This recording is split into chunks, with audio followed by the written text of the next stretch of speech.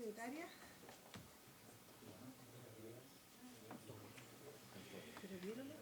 No, tengo que leer la cosa. No, todavía no se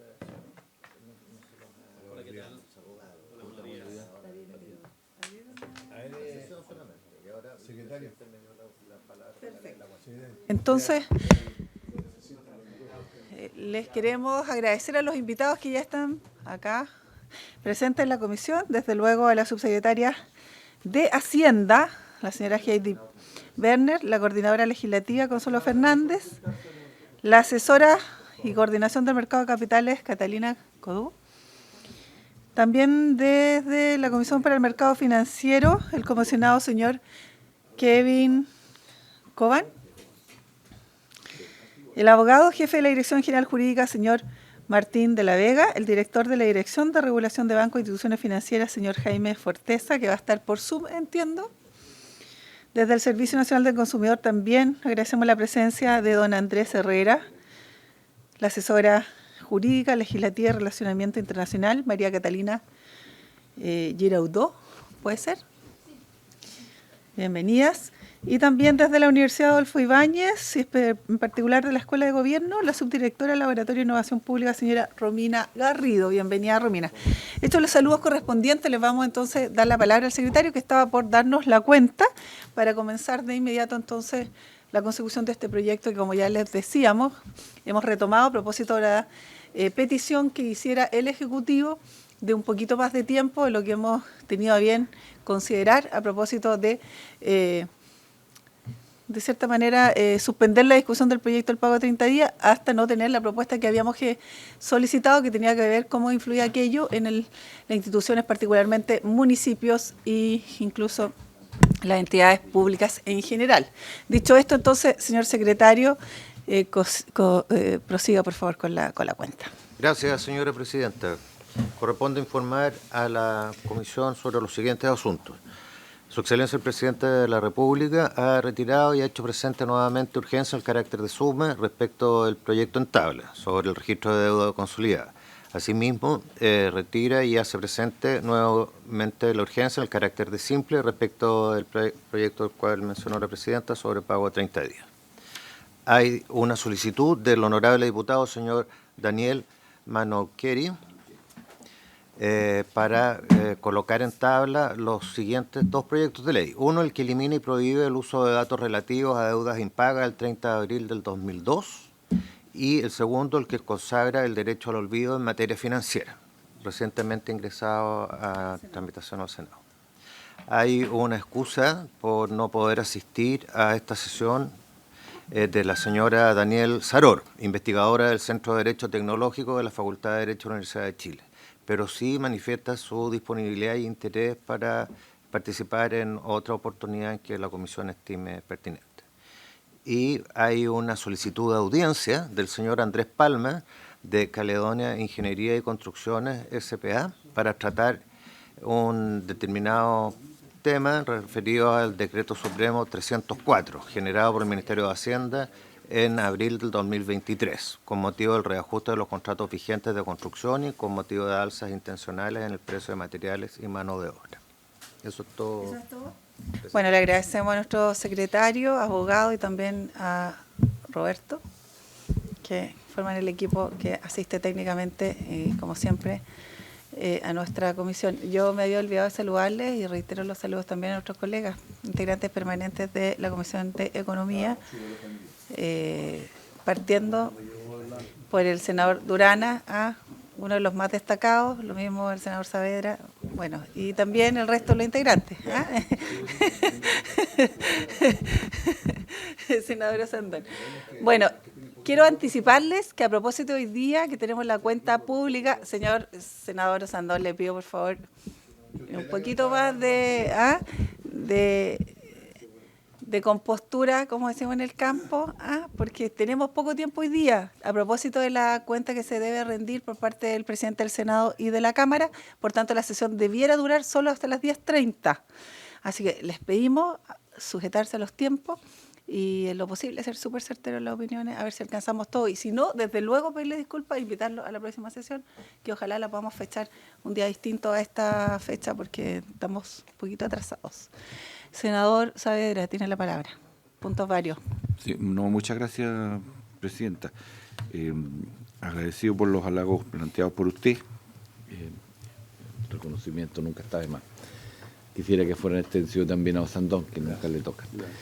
Lo siguiente, los proyectos presentados y aprobados en la Cámara de Diputados que tienen origen en las mociones esencialmente del diputado Daniel Manucheri, quisiera que a lo menos uno de ellos pueda, dentro de la organización de la tabla, lo pusiéramos, sobre todo el Chao de ICOM, creo que tiene un efecto bastante interesante respecto de las situaciones que tuvieron que vivir, sobre todo pequeños y microempresarios, en lo que fue la revuelta social, los efectos de esta y posteriormente en otras contingencias que tienen que ver con la pandemia. Entonces hay situaciones bancarias que estos pequeños emprendedores no tienen hoy día capacidad de superar y de poder continuar con sus negocios. Entonces por eso tiene relativa urgencia que me gustaría fuera abordada por la comisión.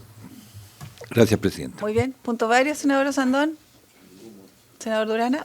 Bueno, en razón de la petición que ha hecho el diputado Manucheri, por cierto, se tendrá a la vista y veremos cómo estamos en los tiempos. A propósito de darle alguna fecha, le convocaremos a él también, a propósito que venga a exponerlo. Creo que ha sido las prácticas que en general hemos usado y ojalá sean siempre recíprocas también en la Cámara cuando hay proyectos que tienen autoría aquí en el Senado. Bueno, sin más, le saludo nuevamente a nuestra subsecretaria de Hacienda, Heidi Werner, para que haga uso de la palabra por la presentación que entiendo ya está puesta sobre las pantallas. Bueno, buenos días, presidenta. Por su intermedio, saludar a los senadores, a todos los invitados que nos acompañan. Bueno, está desde la CMF Kevin Cohen, consejero también, además del equipo del Ministerio de Hacienda. Y quería, de alguna forma, hacer una presentación que, como ustedes saben, nosotros vinimos a fines de mayo a dar cuenta de este proyecto y a partir de esa fecha lo que decidió la comisión fue, ¿no es cierto?, recibir un conjunto de audiencias, entre ellas a la propia Comisión de Mercado Financiero y entidades privadas como CONADECU y ODECU, a raíz de las distintas preguntas, preocupaciones, sugerencias que surgieron tanto de parte de los senadores y senadoras de la comisión como los invitados. Se conformó una mesa de trabajo con los asesores y las asesoras de los senadores y senadoras, el que ha tenido ocasión de revisar dichas propuestas. A la fecha, la mesa ha sesionado en 4 ocasiones, en 4 semanas consecutivas, o sea, ha sido un trabajo importante. En la sesión del 20 de junio, el Ministerio de Hacienda se comprometió a presentar los avances de esa mesa de trabajo y exponer sobre las similitudes y diferencias entre los proyectos que hoy día existen. Uno es el registro de deuda consolidada que estamos tramitando en esta comisión, el de datos personales y adicionalmente olvido financiero, que es un boletín, ¿no es cierto?, que surge de una moción. Entonces, lo que queremos hoy día presentar brevemente, lo más rápido posible, son estos 3 puntos. El comparado de los proyectos de registro de deuda consolidada, datos personales y olvido financiero respecto de aquellas cosas que nos convocan, ¿eh? No vamos a hacer si no podríamos estar hasta mucho más allá de las 10:30 de la mañana. El diagnóstico que tenemos al respecto desde el Ministerio de Hacienda y el reporte del estado de avance de la mesa que se trabajó con los asesores en los temas de interés. Y por tanto los espacios de mejora que surgen a partir de eso. Entonces, pensando en estos 3 proyectos, el de datos personales es un proyecto que entró hace harto tiempo, en enero del 2017, está en tercer trámite constitucional, y por tanto uno podría decir el que está más avanzado, ¿no es cierto?, en su estado de tramitación. Tiene un alcance que afecta a todo el tratante o responsable de los datos, tanto el sector público como privado. El proyecto modifica la Ley de Protección de Vía Privada y eleva el estándar actual en materia de tratamiento y protección de datos personales en Chile, equiparando los deberes y obligaciones de acuerdo a las normas internacionales. Y además crea institucionalmente la Agencia de Protección de Datos Personales. Y este proyecto, como aquí se puede ver, desde el 2017 ha tenido una larga discusión y hoy día está en su tercer trámite. Por tanto, para nosotros este proyecto de datos personales es un referente respecto de toda la discusión que se ha estado dando. Después tenemos el proyecto de olvido financiero, que es una moción que surge, que es del diputado Marucheni, a propósito de lo que se señalaba previamente por la presidenta. Ingresó en octubre del 2022, está en su segundo trámite, tiene un alcance general a través de una indicación, se unificó al estándar del proyecto de datos personales, que afecta por tanto a todos los tratantes y responsables de datos. El proyecto plantea la obligación de las personas naturales y jurídicas y en general de cualquier tenedor de información financiera, cualquier buró, de eliminarla una vez transcurridos 5 años desde su exigibilidad o extinción o lo primero que ocurra.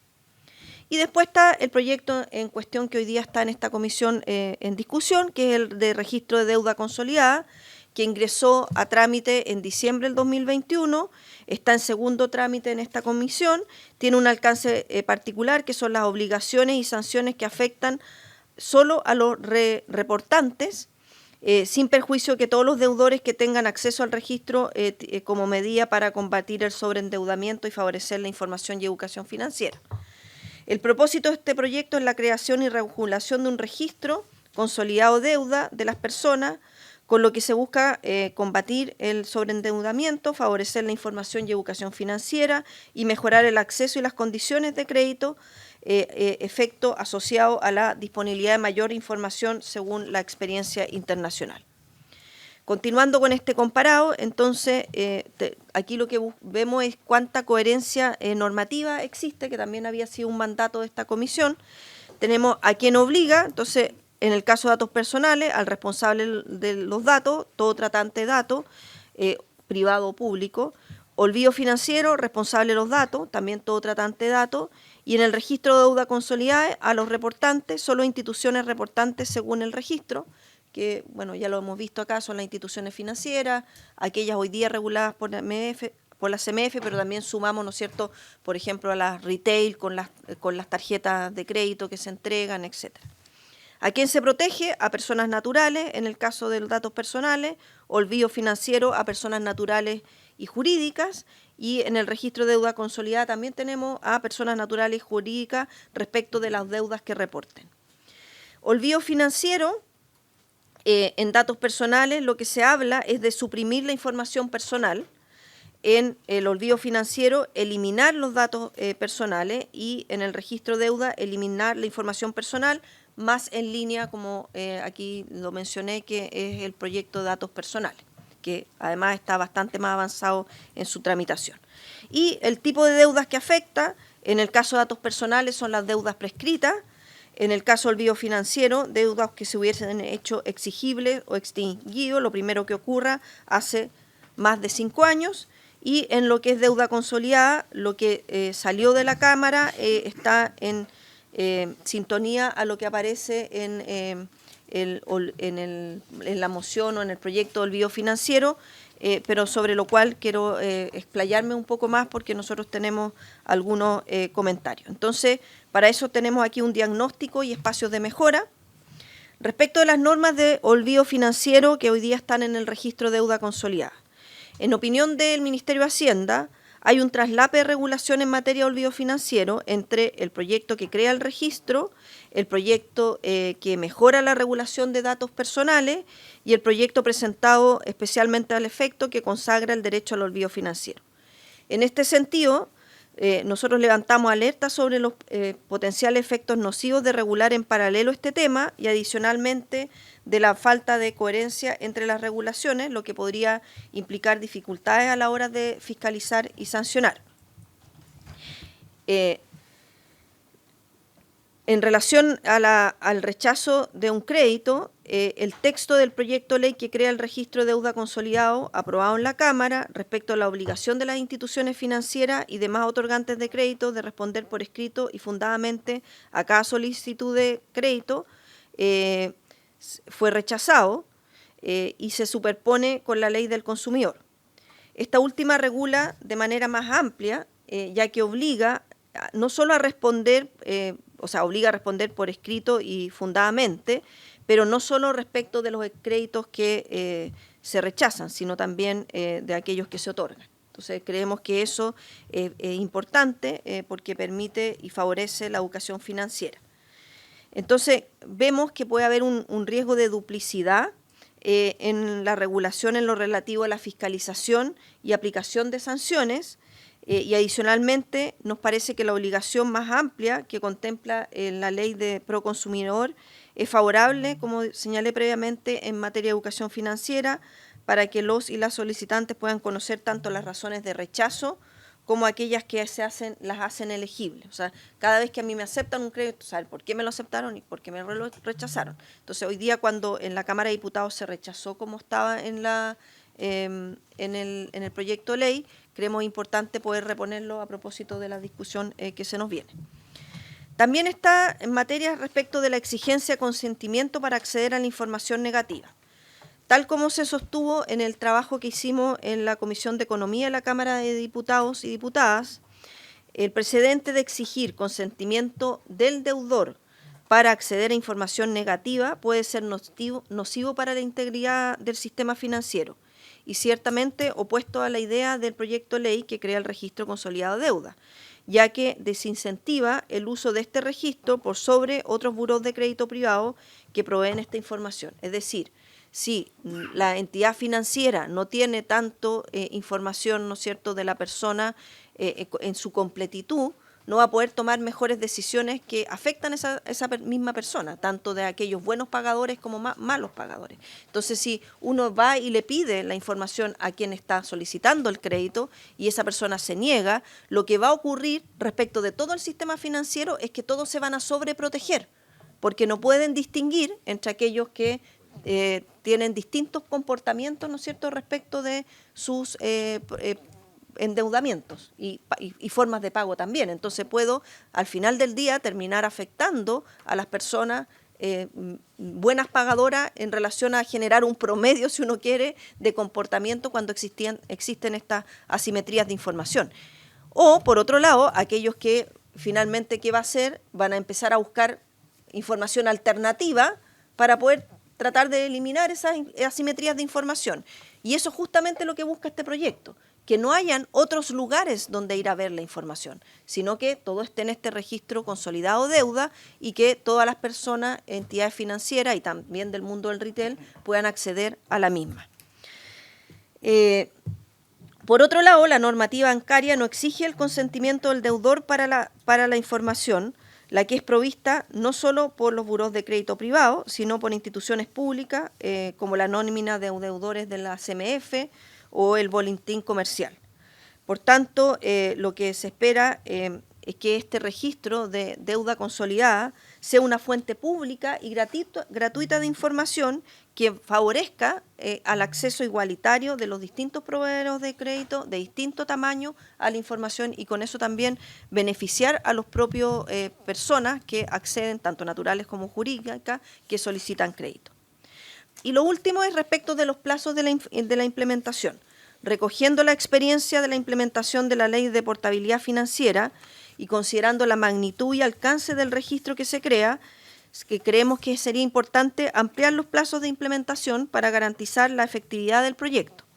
Esto se alinea con preocupaciones de distintos actores que han manifestado la necesidad de dar más tiempo a las personas y a las instituciones más pequeñas, sobre todo, especialmente aquellas que hoy día no reportan a la CMF, para adaptarse a la nueva normativa. Entonces, considerando esto y el trabajo que se ha hecho en esta mesa con los asesores y asesoras de ustedes aquí presentes, nosotros queremos brevemente levantar los puntos que nos parecen que son importantes de considerar. Por supuesto, entiendo que hay todas unas etapas, ¿no es cierto?, para levantar el proceso de indicación, etcétera, que la explicará, por supuesto, el secretario, pero nos parece que aquí hay temas, a propósito de este análisis, importantes de considerar. Respecto a las normas del olvido, aquí en el lado izquierdo puse lo que está hoy día en el proyecto tal cual salió de la Cámara, y donde en la segunda viñeta dice: los reportantes deberán eliminar la información personal de aquellas obligaciones prescritas o que hayan hecho exigible o extinguido lo primero que ocurra hace más de 5 años sin necesidad de mediar solicitud, orden judicial ni instrucción de la autoridad. Eso a nosotros nos parece que es algo que se debe corregir y alinear más bien con el proyecto de ley de datos personales, que la norma lo olvido, es decir, referirse solo a obligaciones prescritas. Obligar a los reportantes a eliminar información propia excede al objeto de las ideas matrices de este proyecto y consideramos que la preocupación dentro del ámbito de la competencia del proyecto queda resguardada al restringir la duración de la información que se exhibe en el registro. Y creo que aquí es bien importante distinguir aquello que se publica y todos ven de aquellos datos que es importante que quede la historia en un registro y que es lo que aparece. Entonces, una cosa es que se vea y otra cosa es que no se borre la información del registro. Y nosotros creemos que es importante, claro, porque, ya. Entonces, nosotros creemos que el estándar tiene que ser la información que se visualice respecto de... Una duda, que no se estoy en la expresión, perdón. Sí.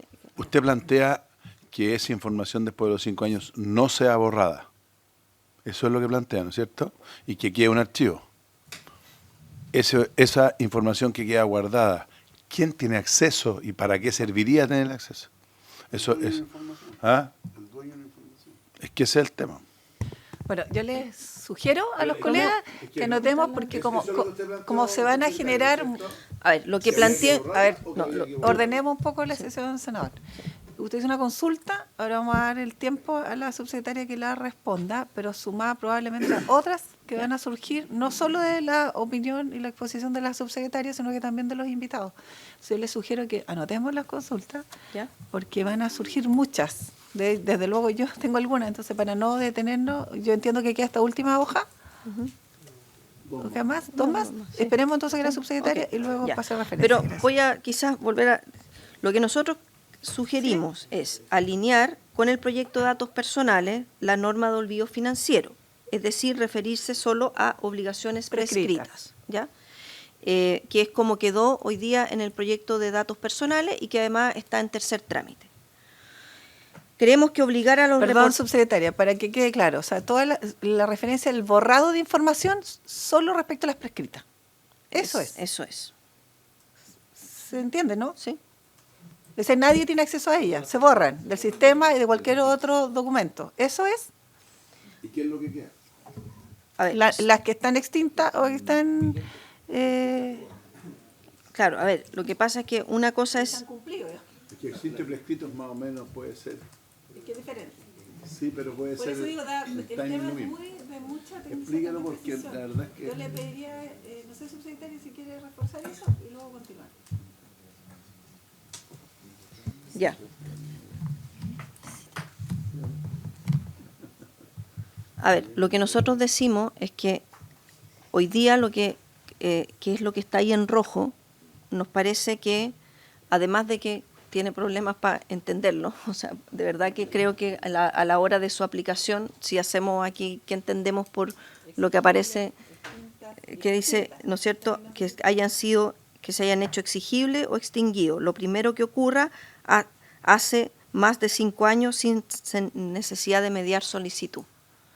Entonces, lo que nosotros decimos que en vez de eso, diga aquellas deudas que han sido prescritas, sin necesidad de mediar solicitud. Y eso hace, por tanto, el estándar a la ley de datos personales. ¿Ya? Después, si quiere, cuando tomemos la otra pregunta, podemos hablar bien de qué queda en el registro y qué se visualiza para poder hacer la diferencia. Y por qué es importante que quede en el registro. ¿Ya? Perdón, porque una cosa es que sean exigibles, otra que se deje de exigir y otra que se prescriba, porque son distintos los mecanismos de prescripción, digamos. Entonces, eso claro, pero lo que pasa es que esto más bien estamos legislando respecto de un registro o un repositorio de datos. El que se haga en qué momento, digamos, extingue una deuda sobrepasa la capacidad del registro. El registro no es el ente que decide que está prescrito o no está prescrito. Por eso que hace sentido, digamos, tener claridad y tiene que prender el micrófono porque no me escuchan. Por eso que hace sentido reforzar y tal vez a propuesta de la subsecretaría de eliminar esa posibilidad, digamos. y generar solo respecto a las prescritas, por ese sentido. En el rojo estoy leyendo y quiero entender, habla de las obligaciones prescritas y que dice, sería un segundo atributo que tendría, exigible o extinguido, dice, lo que con más de 5 años. O sea, da un plazo además. Todo lo que tenga más de 5 años quedan, se extingue. La prescrita se borra automático. Avancemos entonces, subsecretaria, y después vamos a lo... Eso. Sí, no.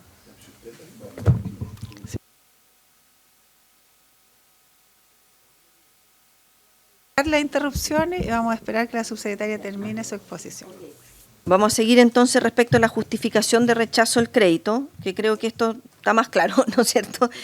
Probablemente nos vamos a devolver más respecto del olvido financiero, pero esto lo que hoy día dice es que los reportantes que requieran acceso a registros para evaluar el riesgo de un crédito estarán obligados a presentar una respuesta fundada al solicitante del mismo en caso de que la solicitud sea rechazada. Y nosotros creemos que más bien hay que alinearse a la ley pro consumidor vigente que obliga a la institución a presentar una respuesta fundada al solicitante del mismo, tanto en el caso de que la solicitud del crédito sea rechazada como en el caso que sea aprobada. Consideramos que esta norma tiene un importante rol de educación financiera, por lo que se sugiere alinear con ella, ya sea refiriéndose expresamente a la ley, que puede ser hacer vínculo a la ley del consumidor, o replicando la norma que actualmente tiene la ley del consumidor, o si no eliminarla, pero creemos que es mejor hacer referencia a la ley. Claro. Por eso podemos, pero mantenerlo en el estándar de la ley de consumidor y por tanto yo doy cuenta tanto de los apruebos de crédito, las razones fundadas, como de los rechazos. Respecto del derecho a actualización, rectificación y complementación, toda persona natural o jurídica podrá solicitar al respectivo reportante la actualización, rectificación o complementación de su información o de sus obligaciones almacenadas en el registro. Para ello deberá especificar al mencionado reportante la información que desea que se actualice, rectifique, complemente y fundamente su solicitud. Lo que sugerimos acá es que cuando esté en el momento en que la persona solicita cambios, se suspenda la publicación de los datos en el registro mientras esta solicitud está en proceso de actualización, rectificación y complementación. De modo que no se esté publicando información que de alguna forma está siendo cambiada, ¿no? ¿Solo cuando se solicite cambio? Claro. ¿Se solicita un crédito? ¿No? Y no es automático. No, es que solicitar crédito usa la información del registro. ¿Ya?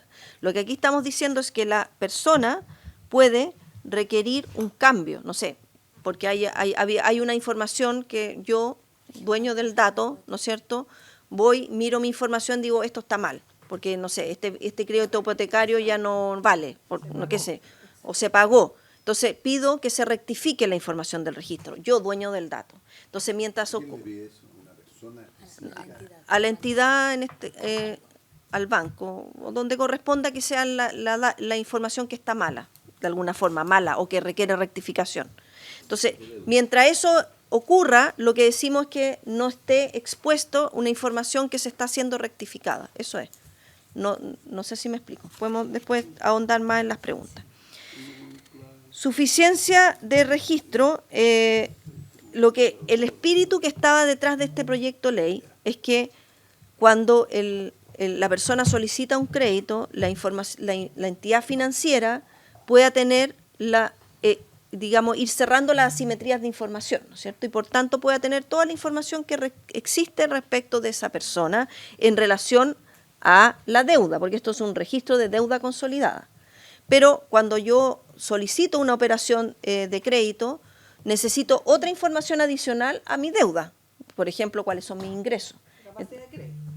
Claro, cuál es mi nivel de ingreso, cuál es mi patrimonio, etcétera. Ese tipo de información creemos que, como quedó redactado hoy día en el proyecto actual, se puede entender que solo basta con consultar el registro de deuda consolidada para hacer un análisis de esa solicitud de crédito. Y por eso es que creemos importante que la redacción permita que, claro, que la solicitud antecedente respecto de deuda tiene que ser solo aquella que está en el registro de deuda consolidada.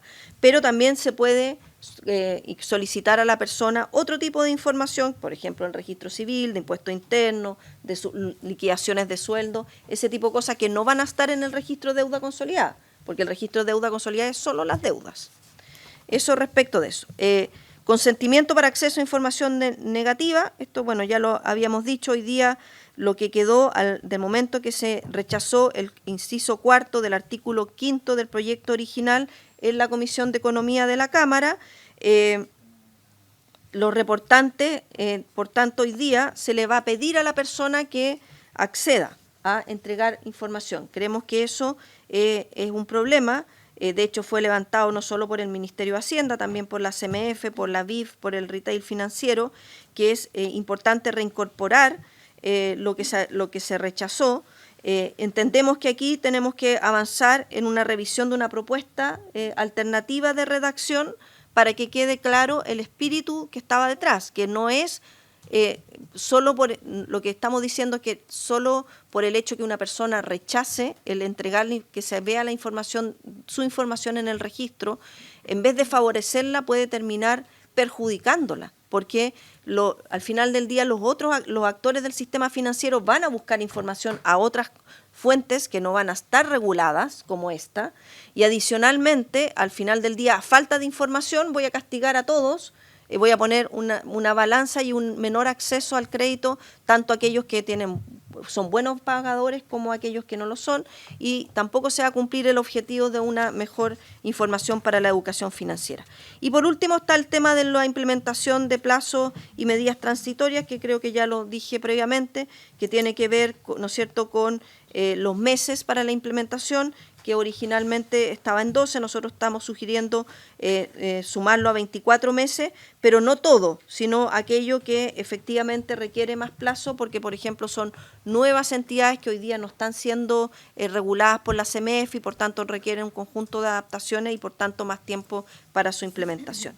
Eso es, Presidenta, por su intermedio. Entiendo que habían varias preguntas respecto, no sé si quiere que las veamos al tiro de nuevo, lo del olvido financiero, o tomamos el conjunto de preguntas y las resolvemos posteriormente. Yo creo que nos estamos adentrando ya en la profundidad del tema, de lo que significa y los efectos que se perciben con este proyecto de ley. Por una parte, sentir que haya solo un organismo único que de cierta manera sea garante de entender cuáles son los requisitos básicos para que una persona pueda acceder al crédito. Ojalá fuera la única, pero entendemos que también se abre la puerta para, de acuerdo a que le ha propuesto la subsecretaria, hayan también acceso a otro tipo de información que no sea sola la que está contenida en el registro consolidado de deuda, que creo la aspiración que todos tenemos. Entonces, frente a ese escenario, yo creo que sería interesante escuchar la opinión de quienes hoy día nos acompañan antes de formular preguntas, considerando que nos vamos a agotar este tema en esta sola sesión. Lo digo ¿por qué?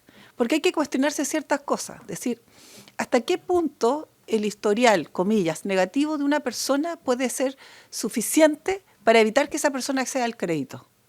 Abro paréntesis. El derecho al crédito es un derecho al cual cada ciudadano tiene derecho, está consagrado en la Constitución, debiera consagrarse en la Constitución, debiera existir la posibilidad de que en una entidad con los requisitos básicos que cualquiera pueda cumplir tenga acceso al crédito de manera garantizada y no dependa o penda de la opinión muchas veces objetiva y muchas veces subjetiva de una entidad que revisa antecedentes, revisa historial y todo para negarla. Eso implica consecuencias. Si fuera un derecho consagrado, diríamos decir, entonces se abren ciertos requisitos para que nosotros podamos acceder a entidades, para que a propósito del rechazo sin fundamento justo, comillas, pueda accederse a una apelación, etcétera. Eso tal vez da para otro tema. Pero me interesa la opinión de los expertos, porque creo que hoy día no sé si existe en alguna legislación algún impedimento o no existe alguien que acceda al crédito. Es una cosa universal, de suma necesidad, además. Lo dejo planteado. Importante, a lo mejor a los que están integrando hoy día y que han sido nuestros invitados, particularmente en la Comisión de Mercado Financiero, derechamente ante su exposición preguntarle cuáles debieran ser los requisitos básicos y óptimos para acceder al crédito, los necesarios y justos. ¿Están regulados? ¿Son hoy día posibles de dimensionar? Si son excesivos, son a lo mejor moderados o probablemente son ni uno ni lo otro. Y si no son así, ¿cómo debieran ser? Digamos. Déjeme terminar el análisis. respecto a las personas que están acá, respecto del CERNAC, está, ¿cierto?, aquí nuestro amigo Andrés Herrera, ¿cierto?, director. Entonces, ¿qué está haciendo los servicios cuando son vulnerados, son alterados estas posibilidades o no hay justa causa cuando se rechaza? Tenemos mecanismos hoy día que permitan, son débiles y si no tenemos que avanzar algo más, lo dejo planteado a propósito después para que hagan la presentación. Y por último, ¿cierto?, la academia que está aquí representada por Romina Garrido. Me imagino que la Escuela de Negocios, Adolfo Ibáñez, ha hecho análisis, estudios respecto a estos temas, particularmente este proyecto, es decir, una pregunta abierta, digamos. Con el avance de una deuda, de un registro único, de la deuda consolidada, ¿podemos, de cierta manera, avanzar realmente hacia el acceso, digamos, he usado muchas palabras justo, pero al acceso a lo mejor posible de un ciudadano común y corriente que requiere el crédito para avanzar en su vida y de acuerdo al alineamiento del mercado hoy día eso es posible, esto mejora, esto ayuda o viene de cierta manera a ser una cosa más de las que ya tenemos, porque parece que esta puede ser un objetivo del proyecto de ley cumplido, pero al mismo tiempo se abre la puerta probablemente para que igual otras entidades volvamos a tener la misma revisión y vamos a redundar respecto a este chequeo, prechequeo, etcétera. Dejo solo planteado eso a propósito de las exposiciones. Senador, disculpe, le doy ahora la palabra. No, muy corto. Lo que hace que a mí esto de los derechos me preocupa. Tener derecho a todo. Aquí el derecho a que ojalá exista un negocio justo. De que no pueda abusar el que presta, ni tampoco pueda abusar el que pide. Porque siempre estamos hablando de como que hubiera un solo lado malo. Y yo creo que esta información, ¿no es cierto?, tiene que buscar este proyecto de ley la regulación para el buen uso de esta información. El buen uso para que sea justo, más que derecho. ¿De qué derecho? Si yo también tengo derecho a prestarte plata o no prestarte plata. Pues, ¿sí? Porque si no, yo le pediría que esta comisión ponga un artículo completo aquí para que el Banco del Estado cumpla con ese derecho. Si el Banco es del Estado, el Banco del Estado tiene que prestarle a cualquiera. Pero no podemos obligar a los privados a hacer eso. Pero pongamos las condiciones para que nos exijan que no existan abusos, porque lógicamente que esto es un negocio. Y un banco, si no presta plata, mejor se va para la casa. Entonces la idea es que... y lo otro es que también vamos a tener, por su intermedio, a la subsecretaria que tiene mucha experiencia en esto. Claramente aquí va a haber un proceso súper complicado. Y va a haber un proceso complicado porque hay una clase media emergente en Chile que está súper endeudada y que vive de eso. Y tiene una tremenda bicicleta, pero vive de esa bicicleta. Y en esa bicicleta también compran en el supermercado y pagan la cuenta del auto, etcétera, etcétera. Entonces no vayamos a dejar la grande y trancamos la bicicleta. Ojo con eso, dejamos la grande. Hay que entender que hay un cambio de vida en muchos chilenos. Esto tiene que tener un periodo, por supuesto, porque yo supongo que este proyecto lo que busca es que no existan abusos en la entrega de crédito, pero tampoco existan un sobreendeudamiento, porque la gente al final vive acogotada. Es evidente, y con esto termino, que nuestra forma de vivir en nuestra sociedad más moderna, que tenemos poca paciencia y que esperamos todo, porque antiguamente uno esperaba y ahorraba para comprar un auto. Hoy día se compra el auto y después piensa si va a ahorrar, ¿no es cierto? Y eso pasa con la televisión y pasa con todo, y por eso se endeuda, porque además muchas de las deudas son cosas que no son 100% necesarias. Entonces, tengamos ese cuidado de no reventar a la clase media en un proceso que yo creo que va a ordenarlo y que va a hacer que en su vida muchos van a tener que tener un poquito más paciencia y a veces ahorrar un poquito para tener y no pensar que todo lo podemos tener hoy día, y si lo tenemos hoy día, como somos capaces. Pero claramente hay un mundo inmenso de clase media hoy día que no existía antes, que está viviendo en una bicicleta y no le tranquemos la bicicleta. Gracias. Bueno, muchas gracias. Le vamos a dar la palabra entonces a los invitados. Primeramente, no sé si hay alguien que quiera comenzar. ¿Romina? Muy bien, le damos la palabra a Romina Garrido. Les voy a pedir ojalá, precisión, porque tenemos poquito tiempo. Romina Garrido, de la subdirectora del Laboratorio de Innovación Pública de la Universidad Adolfo Ibáñez. Tiene la palabra. Muchas gracias, Presidenta, por su intermedio. Agradezco a la Comisión el poder estar aquí. Durante la tramitación del proyecto de ley de datos personales estuve en la comisión, en la mesa de expertos que apoyó a la Comisión de Constitución y además en la mesa técnica que revisó las más de 200 indicaciones con el Ejecutivo. Así que considero que tengo un conocimiento bien vasto de lo que está hoy en día en tercer trámite constitucional y además ha sido 2 veces invitada por la Comisión de Economía de la Cámara para justamente abordar este olvido financiero tripartito que tenemos en este proyecto de ley, en el proyecto de ley de datos personales y en la moción del diputado Manucheri. Tengo una presentación, la cual que me gustaría ir directo al grano, como usted señaló. Partir diciendo que el avance en un registro único requiere justamente lo que los honorables senadores han señalado, que los requisitos y que los datos que estén en ese registro sean los adecuados y los pertinentes, los necesarios para el acceso al crédito. Es decir, que no se produzcan abusos con datos que no son pertinentes y necesarios para esa finalidad. Y esos requisitos justos van a ser de un registro justo. Este registro se configura como un registro oficial de información, donde lo que esté ahí va a ser lo que va a ser válido para ser consultado y para evaluar el acceso al crédito de las personas. No sé cómo podemos ir avanzando. Sí, dale, sí. Este registro va a estar a cargo de la CMF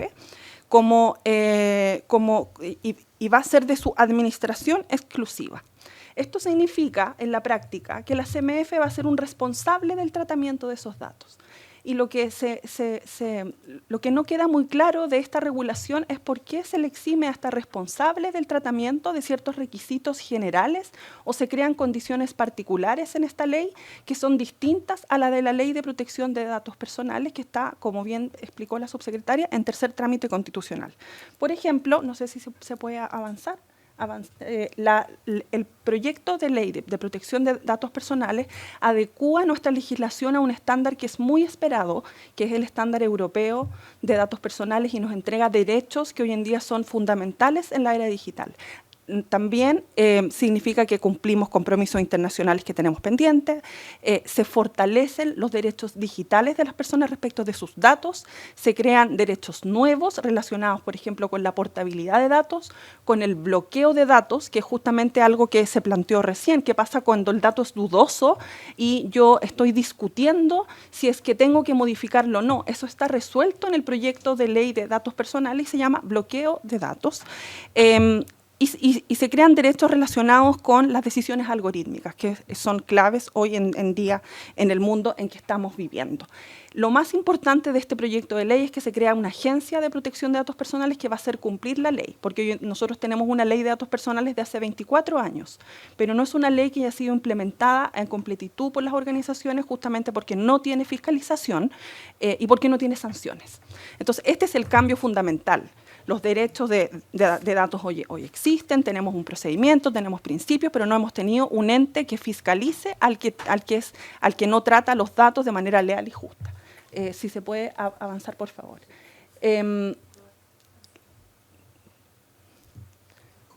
Los comentarios que quiero hacer son principalmente relacionados con cómo existen ciertas incompatibilidades entre este proyecto y la Ley de Datos Personales que está en tercer trámite constitucional. El primero de ellos es que no queda muy claro por qué la CMF va a dictar normas de carácter general para la aplicación de los principios, por ejemplo, de seguridad, confidencialidad y finalidad, cuando estos están definidos en la Ley de Datos Personales y la CMF se tiene que someter a este régimen como responsable del tratamiento. El artículo 3 señala que la CMF va a ser este registro es de su administración exclusiva, y lo que debería señalar esta norma es que se somete, por tanto, y debe dar cumplimiento a la Ley 19.628 y no dictar normas de carácter general para acotar eso. Hay instituciones, por cierto, del Estado que pueden dictar sus propias normas de protección de datos y están en el artículo 54 del proyecto de ley de datos personales y también regímenes especiales en el 24 de la ley de datos personales, y no está la Comisión para el Mercado Financiero. La siguiente, por favor. Luego, respecto del consentimiento, un comentario pequeño de técnica legislativa. Perdón, sí. para procesar así, sucintamente. Es decir, se atribuye competencias de las cuales no debiera porque están claramente establecidas en la Ley de Protección de Datos Personales. Exactamente. En esta ley. Creo, observar téngase presente. Digamos. Exactamente. Creo yo que como responsable del tratamiento tiene que someterse a un régimen general de responsables del tratamiento que está en la ley 19.628. La siguiente, por favor.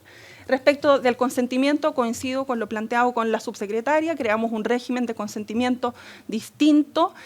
Los datos financieros ya están exentos del consentimiento cuando se trata de información negativa y no se entiende que ahora que se incorpore información positiva de las personas, es decir, cuando somos buenos pagadores, se pida el consentimiento y se crea esta burocracia adicional. Por otra parte, el consentimiento hoy en día ha demostrado ser ineficaz, las personas no leen lo que consienten y la clave va a estar en cómo este registro va finalmente tratar los datos justos, va a ser un registro con datos protegidos finalmente, más que la persona pueda consentir o no. Las personas van a consentir porque van a querer acceso al crédito finalmente. Entonces, el consentimiento ha demostrado ser ineficaz y eso también es abordado por la ley de datos personales que crea otras habilitantes para tratar datos personales. No sé si la siguiente.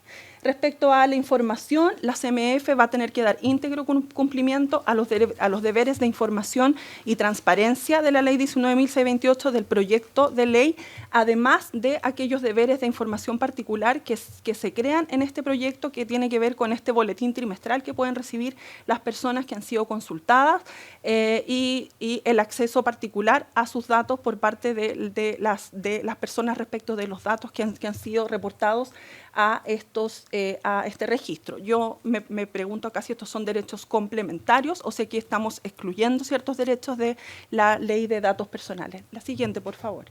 Respecto a el contrato de mandato, que también se trata en este proyecto de ley, eso también está resuelto en el 15 bis del proyecto de ley de datos personales y tampoco se entiende por qué la CMF, por norma de carácter general, va a regular un contrato que ya está definido en el proyecto de ley de datos personales. Quizás si hay algunas particularidades que se identifican para el mercado financiero pudieran regularse acá, pero la base de los encargados del tratamiento mandatario está en el proyecto de ley de datos personales. La siguiente, por favor. Derechos de acceso, cancelación y rectificación. Acá se produce lo más delicado a mi juicio y es que las personas no pueden, ante el registro, ejercer sus derechos ARCO. ¿Por qué? Porque la ley los obliga a ir ante los reportantes y la ley de protección de datos señala que cuando los datos personales están en poder de diversos responsables es el titular el que decide dónde va a ejercer sus derechos. Y acá se está obligando a que tenga que ir al reportante y no a la fuente oficial, que es este registro de deuda consolidada. ¿Por qué? Porque de la forma en que está redactado pareciera ser que es una excepción cuando la CMF va a resolver ciertos casos y que la persona va a tener que ir al reportante. Y esto puede resultar finalmente, y disculpe la expresión coloquial, como el comprahuevo, porque la persona no va a saber dónde tiene que ir a actualizar sus datos y el registro oficial es el registro de deuda consolidada. Yo creo que es algo que se puede revisar. Los plazos también coinciden con los de la ley de datos personales, 15 días tienen las personas para, o sea, los reportantes y debería tener la CMF también para poder corregir, actualizar o eliminar. Y respecto a la eliminación, bueno, se abre todo este forado de los tres proyectos de ley del derecho al olvido financiero, que yo creo que merece un análisis un poquito más profundo para ver con qué sistema es el que se va a quedar, porque tampoco podemos tener tres leyes distintas que regulen este mismo asunto. La siguiente, por favor, y ya con esto estoy terminando. El artículo 11 y el 18 son artículos que a mí particularmente me preocupan un poco porque habla del principio de especialidad y dice que estos derechos que están consagrados en el 5, 6, 7 del proyecto de ley son excluyentes de los derechos consagrados en la ley 19.628. Y acá yo no entiendo qué quiere decir excluyente. Significa que las personas no van a poder ejercer los derechos además consagrados en la ley 19.628, como la portabilidad, la explicación de los algoritmos, el bloqueo, que el acceso que se regula en este proyecto excluye al acceso de la ley 19.628 y esto no se entiende porque hay también una norma supletoria, que es el 18, que dice que rige supletoriamente la ley 19.628 en lo no regulado en el proyecto de ley de deuda consolidada. Entonces, creo que aquí habría que aclarar lo que significa excluyente. Hubo una indicación en la Cámara de Diputados que buscó cambiar esto y decir que no eran excluyentes, pero se rechazó y quedó como que los derechos de este este proyecto de ley excluyen a los otros. Y no queda claro si excluyen a todos los otros o se refiere solamente al acceso, a la cancelación y la rectificación en este caso. Porque la ley de datos personales además consagra derechos que son importantes para las personas y que yo la he escuchado a usted, Presidenta, mencionarlos, que es aquellos que se toman por los algoritmos hoy en día, que son decisiones automatizadas, y que la ley de datos personales en el 8 bis consagra un derecho especial para que las personas puedan entender cómo funcionan los algoritmos, y si esta norma dice que se excluyen esos derechos, significa que me quedo sin esos derechos. Y finalmente, la última lámina, facultades normativas propias de la Agencia de Protección de Datos que se replican para la Comisión del Mercado Financiero.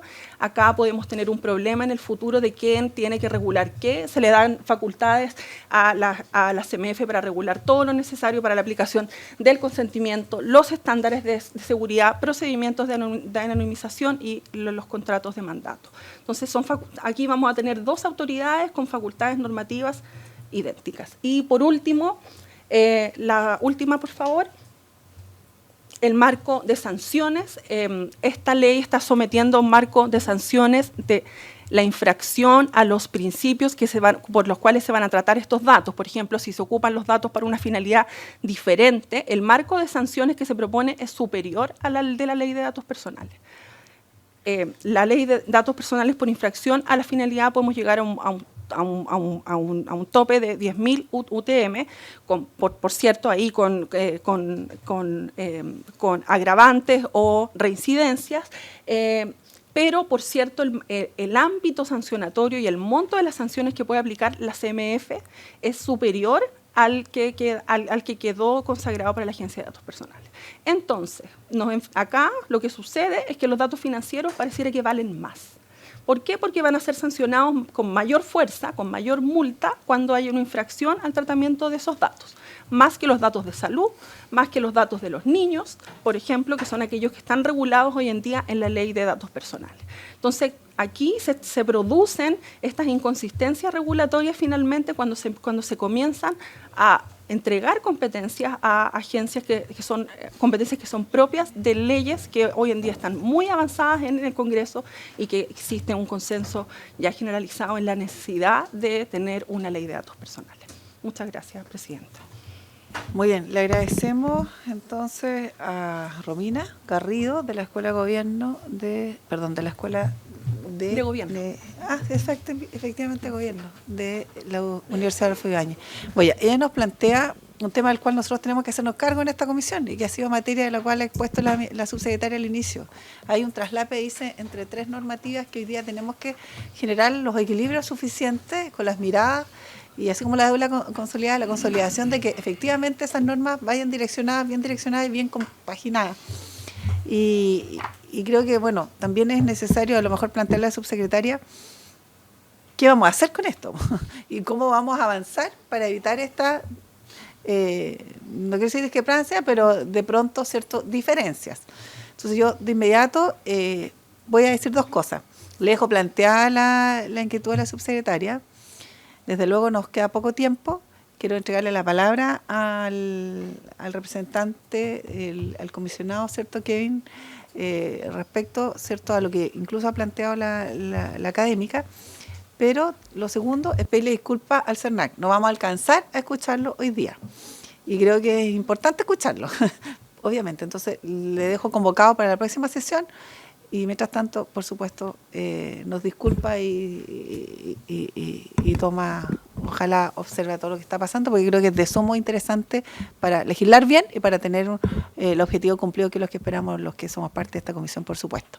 Así que le cedo la palabra de inmediato al comisionado, entonces, Kevin Cowan, del Mercado Financiero, la Comisión para el Mercado Financiero. Muchas gracias, Presidenta. Buenos días a todos, buenos días a todas. Es un gusto estar acá. Voy a tratar de ser lo más conciso posible, pero hay varios temas sobre la mesa, así que voy a tratar de cubrir varios también.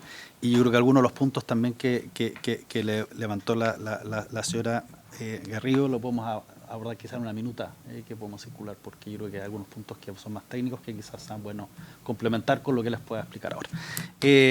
A ver, yo creo que en términos generales es dar un paso atrás y recordar algo que levantó el senador Osandón. Es la deuda de los hogares en particular es una herramienta valiosa para poder suavizar el consumo, comprar vivienda, adquirir bienes durables, obtener productos de primera necesidad, pero también es un producto que mal utilizado puede llevar a severos problemas, incluyendo sobreendeudamiento, pérdida de bienes y otros. Y la verdad es que vemos que en Chile, que si bien los niveles de promedio de deuda no son excepcionales, hay más de 1 millón de personas que dedican más del 50% de sus ingresos a servir deuda, y planteo este tema porque hay una cierta urgencia de ir abordando estos temas que creo que nosotros queríamos enfatizar.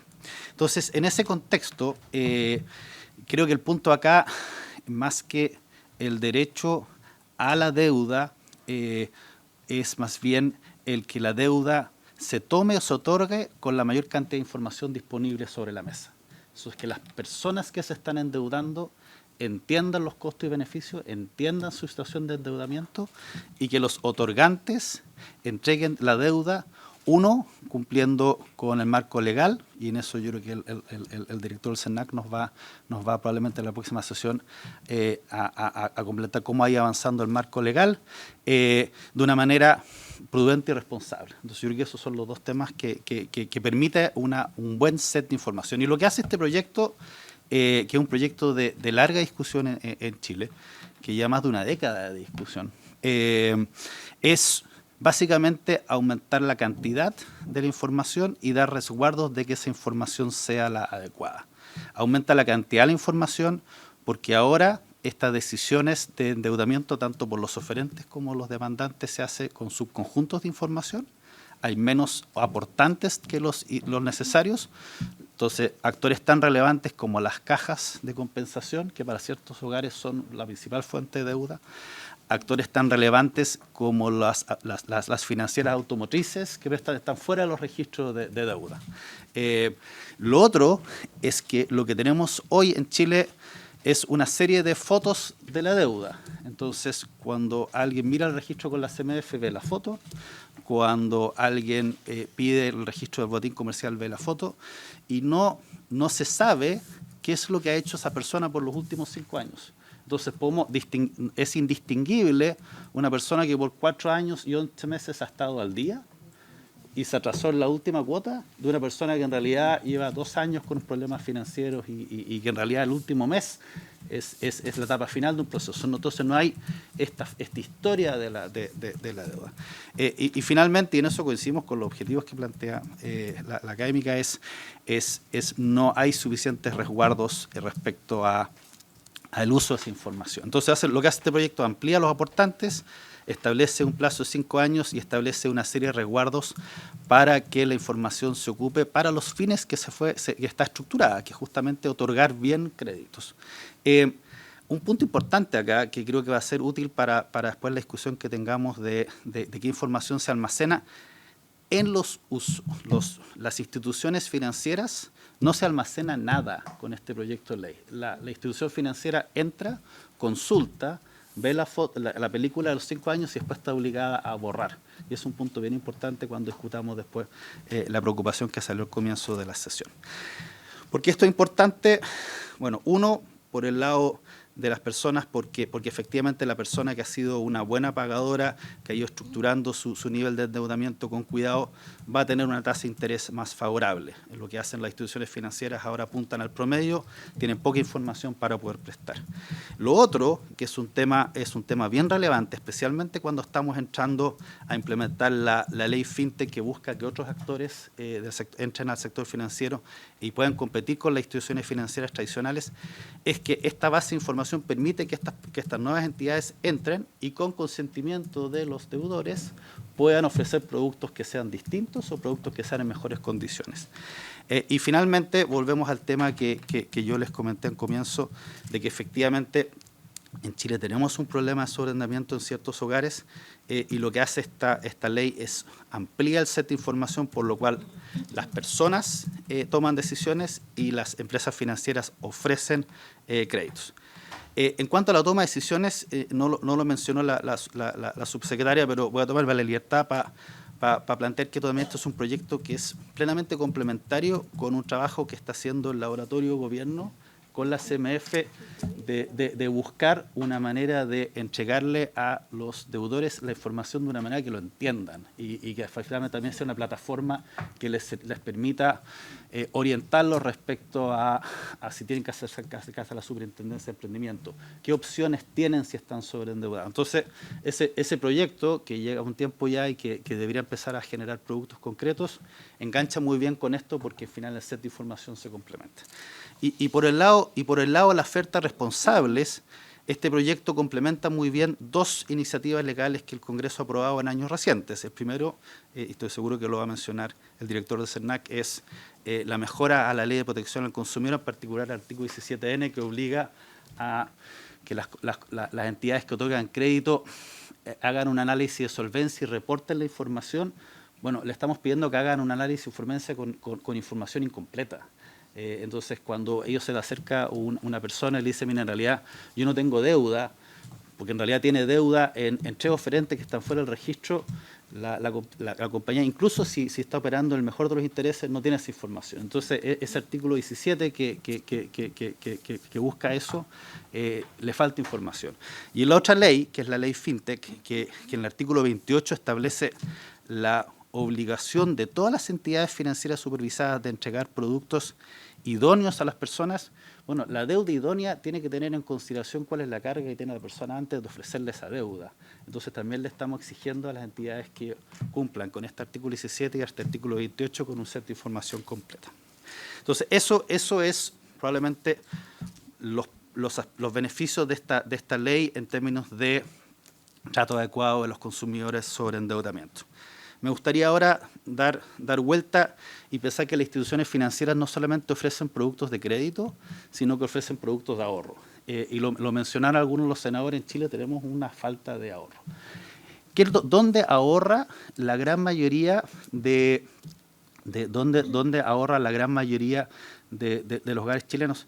En instituciones financieras como bancos y cooperativas. Efectivamente está el ahorro provisional, pero mucho el ahorro en Chile es a través de las cooperativas, es a través de los bancos. Entonces nosotros como CMF tenemos un rol ahí crucial, que es resguardar la solvencia y liquidez de las instituciones financieras.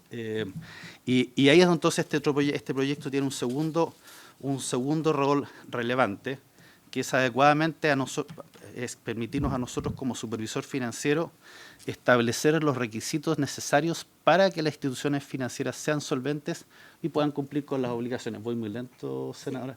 Es que los temas son importantes, entonces la verdad voy a tratar de... A propósito de no alcanzar, porque vamos Sí. a tener este mismo tema la otra semana y prefiero que vayamos... Entonces, ¿cuánto tiempo tengo para...? 2 minutos. 2 minutos. Perfecto. Entonces, quizás voy a tratar de redondear la idea ahí. Yo, por naturaleza, abro muy rápido, entonces si usted me apura, más rápido voy a abrir. El segundo rol que es crucial en el sector financiero es que las instituciones financieras sean sólidas y líquidas. Y para eso hay 2 piezas centrales en la regulación que nosotros les exigimos a los bancos, a las cooperativas, a los emisores de tarjeta de crédito. La primera es lo que se refiere a la normativa de provisiones y la segunda es el capital. ¿Qué significan estas provisiones? ¿Por qué estoy levantando este punto? Las provisiones lo que buscan es reflejar cuál es la probabilidad de que un deudor no le pague a la institución.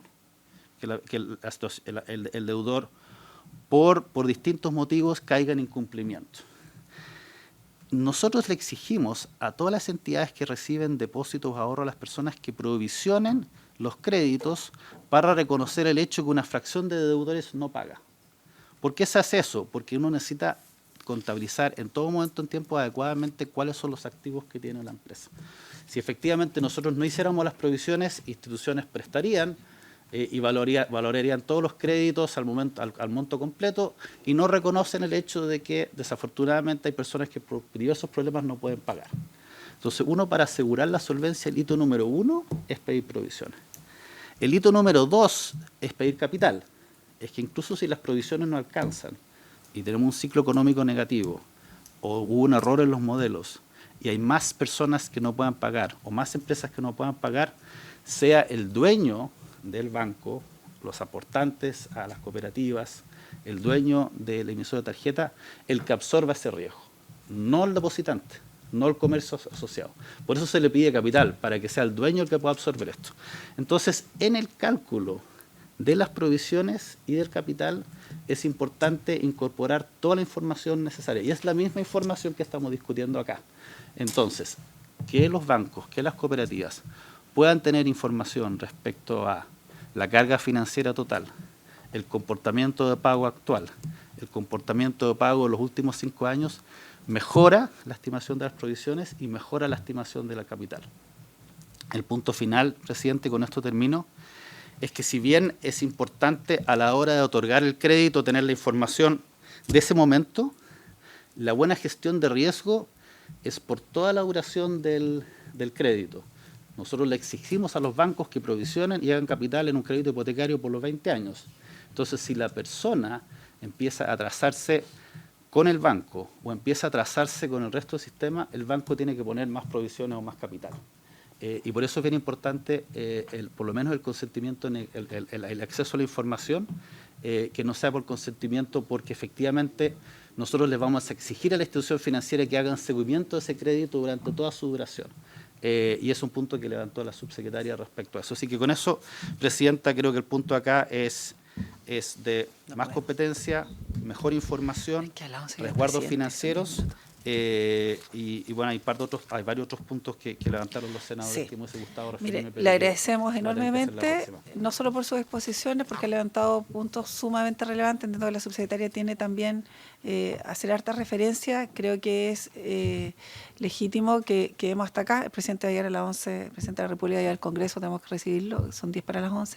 Por tanto, no tenemos más tiempo, pero de todas maneras les convoco para la próxima sesión a fin de que agotemos la disposición y podamos discutir, y ahí la subsecretaria con más tiempo pueda hacer referencia. Me quedo con una cosa que creo que es importante decirlo: la educación para el ahorro.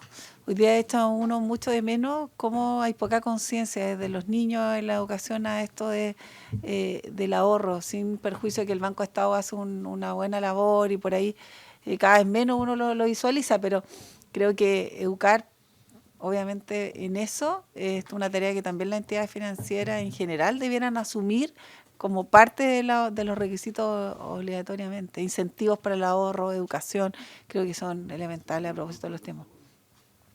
Así que bueno, sin más, por haberse cumplido el objetivo de esta sesión, agradeciéndoles la comprensión y sus importantísimas y destacadas exposiciones, entonces se levanta la sesión.